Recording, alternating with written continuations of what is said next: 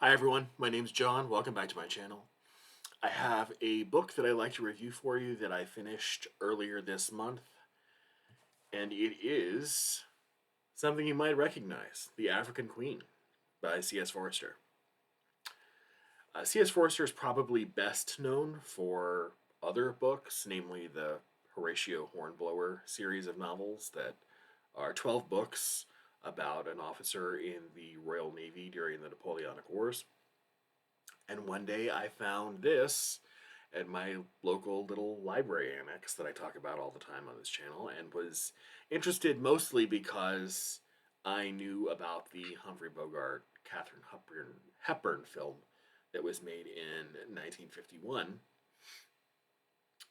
And I still haven't seen the movie, but, and I'm not usually too drawn to what Gore Vidal once condescendingly called field and stream stories. He's used that phrase about Ernest Hemingway novels. But I was interested because not only of the movie remake, but also because of C.S. Forester's name. And he seems to have a pretty good reputation here on BookTube, so I thought I would take the plunge.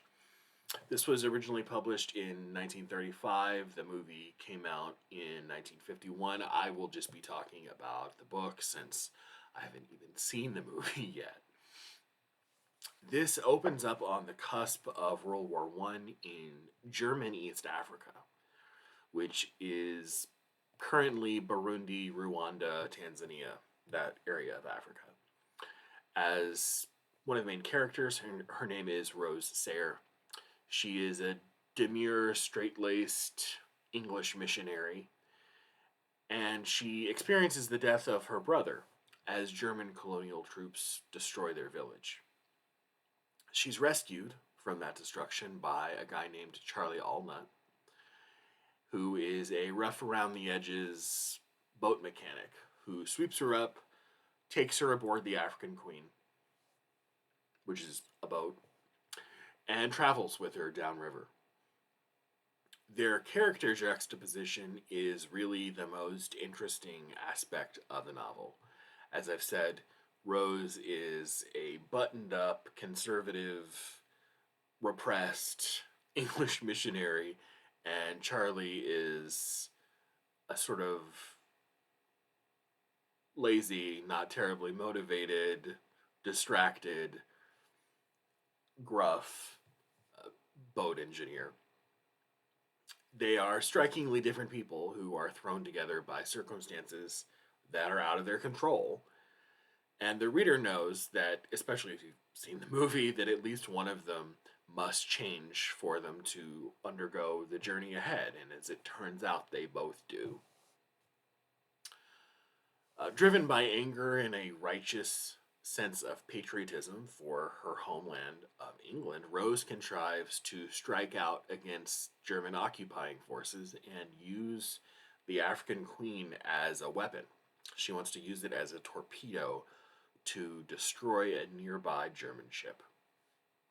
So, despite being the prim conservative missionary that she has a tremendous amount of moral seriousness and determination, at least as far as fighting the Germans goes.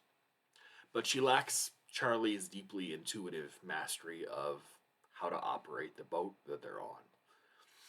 And through these acts of persuasion and sometimes downright bullying, Rose turns Charlie from a lazy, gin drinking layabout into a man who has developed a firm sense of purpose and can face his fears in a way that he never could before. Rose, of course, begins as Charlie's perfect foil, the opposite of him in pretty much every single way, but slowly turns into a leader who embraces risk and adventure, which you never would have seen her doing at the beginning of the novel. They don't turn into each other's opposites, but instead they sort of meet one another in the middle and develop a romantic relationship in the process. The way their two personalities come together and mutually transform and complement one another is really, really well done. Beautifully done, actually, in this book. The problem for me, and it is a matter of personal taste, I admit, it has nothing to do with the book's execution. In fact, it's at I knew this when I found the book before I even read the first sentence.